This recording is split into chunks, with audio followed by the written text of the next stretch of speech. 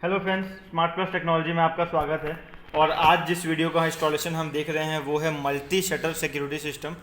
ये देखिए, ये डिवाइस यहाँ पे रखा हुआ है। इसकी मल्टी शटर को कैसे पहचानेंगे आप?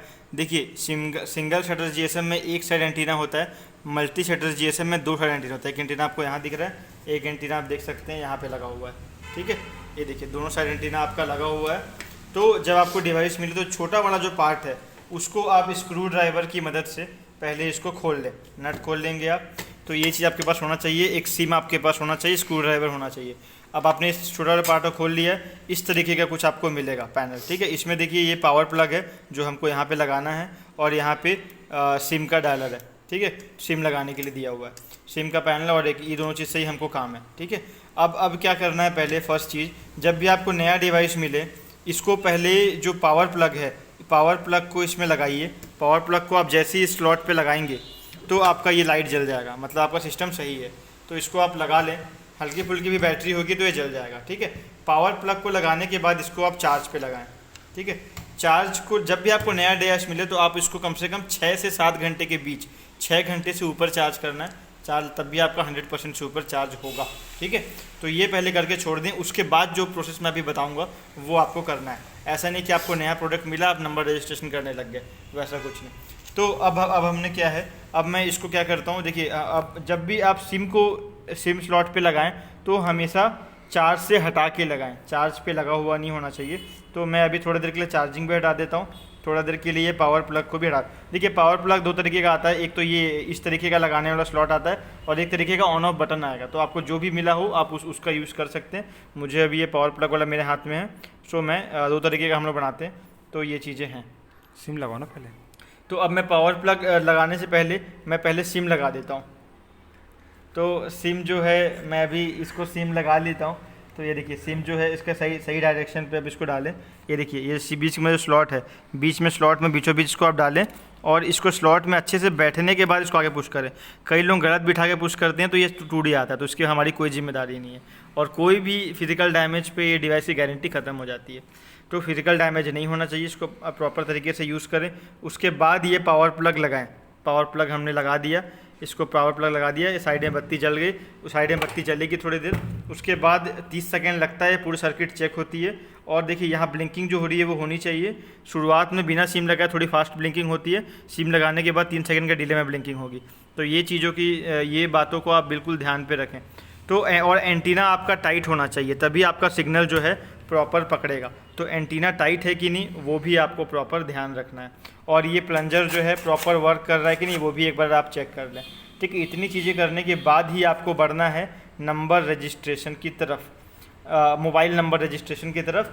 अब देखिए, उससे पहले मैं आपको 2 चीज़ें बता दूं। रिचार्ज के मामले में आपको जब भी नया सिम आप दुकान से ख़रीदते हैं तो आपको अनलिमिटेड रिचार्ज पैक मिलता है, वो है तो भी आप कर सकते हैं। बट आपको मैं हर मंथ जो आपको कस्टमर को सलाह देना है वो ये है कि एक मैसेज पैक उसको डलवाना है 500 या 1000 SMS का।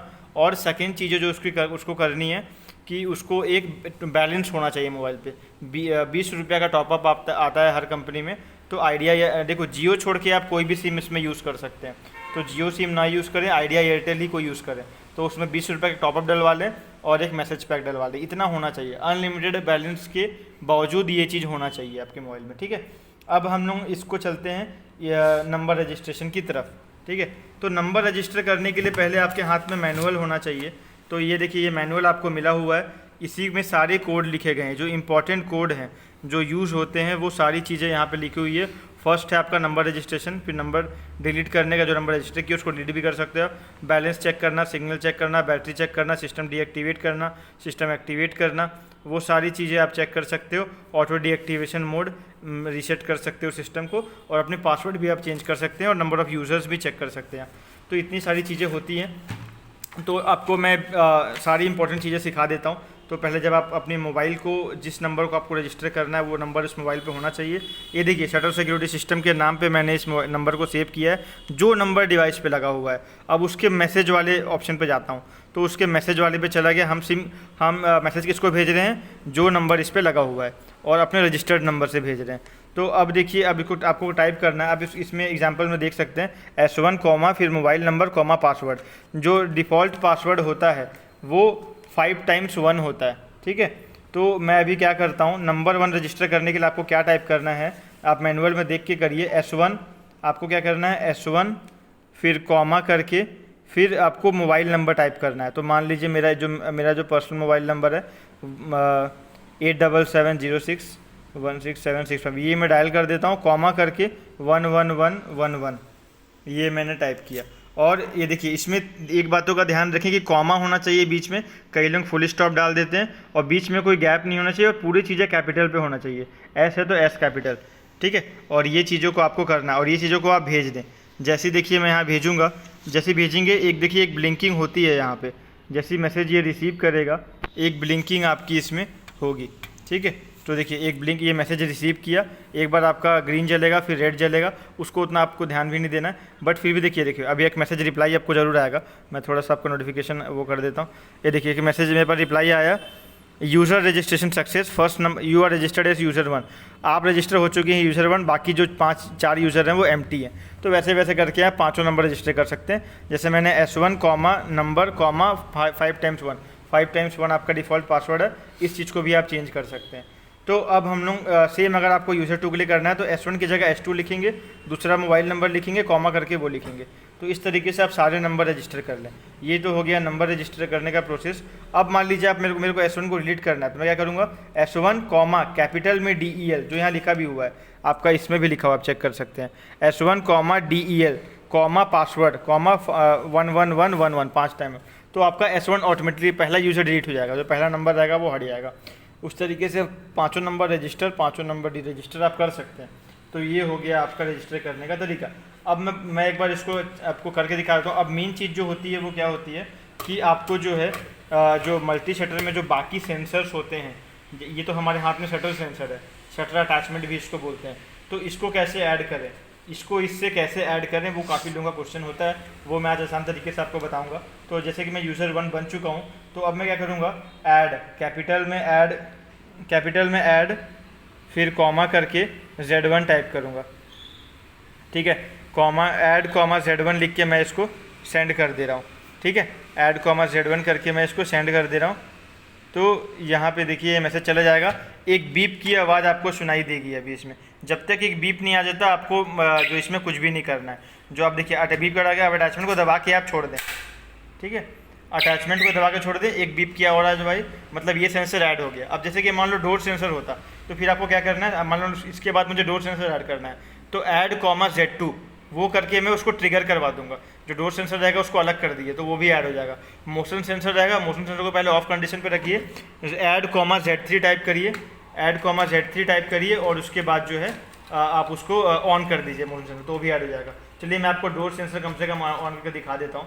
देखिए अभी इसको मैं जोड़ के रखा हुआ हूँ, देखिए अलग करने पर लाइट जल रहा है, तो अभी मैं जोड़ के रख लेता हूँ।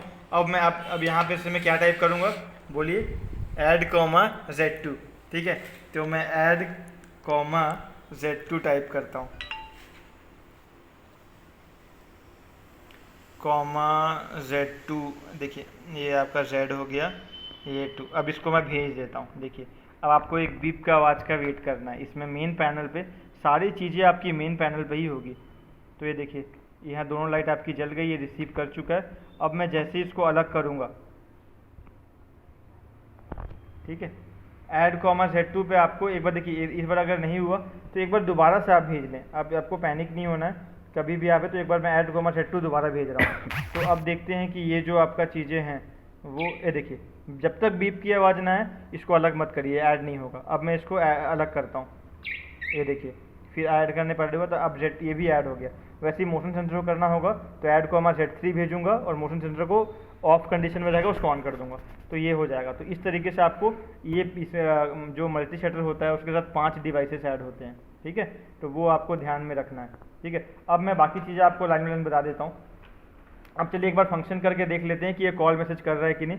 अब मैं देखिए, अब मैं क्या करता हूँ, हाँ, और एक चीज़ मेन चीज़ आपको ध्यान रखनी है कि जब तक जो इसका मेन पैनल है वो जब तक इसका प्लंजर दबेगा नहीं तब तक इसको नहीं दबाना है आपको। पहले आपको मेन शटर बंद करना है, फिर आपको जो है ये शटर, क्योंकि ये अकेला वर्क नहीं करेगा। मतलब अगर मान लो ये आपका चालू है, मतलब ये प्लंजर खुला हुआ है, प्लंजर दबा हुआ नहीं है, और ये मान लो आप इसको दबा देते हो, तो फिर मेन पैनल पे कोई भी असर नहीं पड़ेगा, ये ट्रिगर नहीं करेगा और न कॉल ना मैसेज आएगा आपका, ठीक है।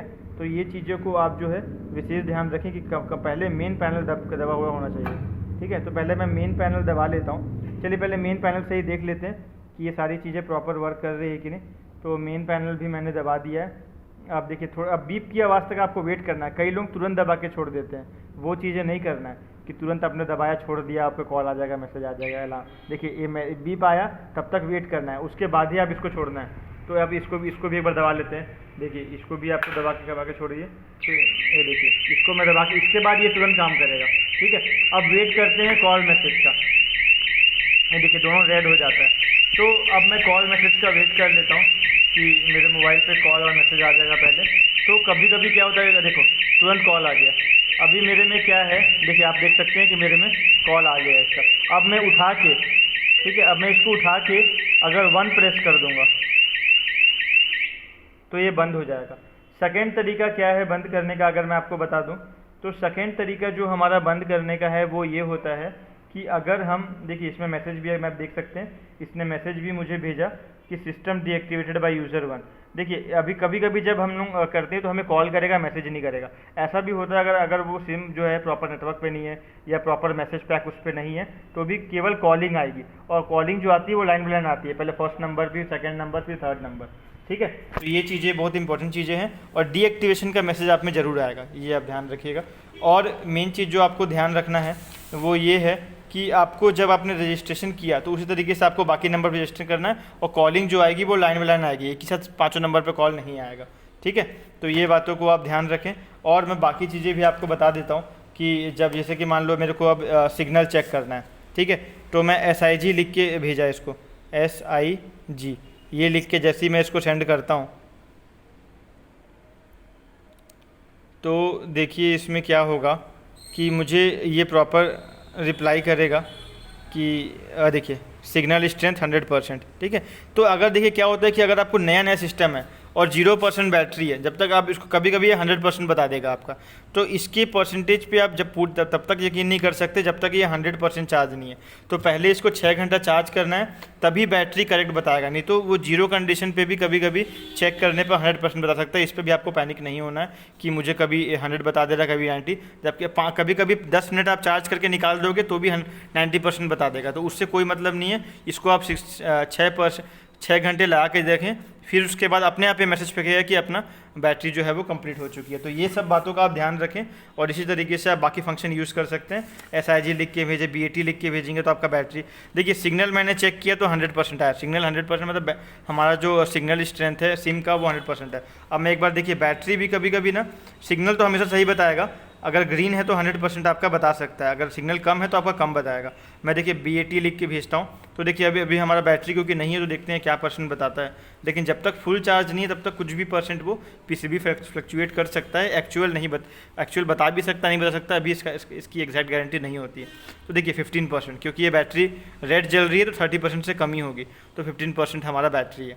तो ये चीज़ों का आप प्रॉपर ध्यान रखें, इस तरीके से आपको प्रॉपर ध्यान रखना है। और कस्टमर को आपको 2 बातें बता के देना है। एक तो रिचार्ज वाली बात कि रिचार्ज जब वो करे तो एक मैसेज पैक होना चाहिए 1000 SMS का और 20 रुपये का बैलेंस होना चाहिए, तब आप हमेशा प्रॉपर यूज़ कर सकते हैं और डेमो दिखाने के लिए भी वही रिचार्ज पैक काम आएगा। और सेकंड बात है आपको ध्यान रखना है कि बैटरी हमेशा चार्ज रखना है, हमेशा 6 घंटे चार्ज करना जब बैटरी डाउन हो जाए। तो बैटरी आप यहाँ से चेक कर सकते हैं, यहाँ पे अगर ग्रीन जल रही है आपकी बैटरी, ये देखिए यहाँ बैटरी अगर रेड जल रही है, ग्रीन जल रही है तो बैटरी ठीक है, मतलब 80% से ऊपर है। अगर आपकी बैटरी रेड जल रही है तो हमेशा इसको चार्ज पे लगा दें। ठीक है, तो ये सारी बातें का ध्यान रखें। शटर सिक्योरिटी सिस्टम पे बस इतनी ही चीज़ें हैं। Thank you so much.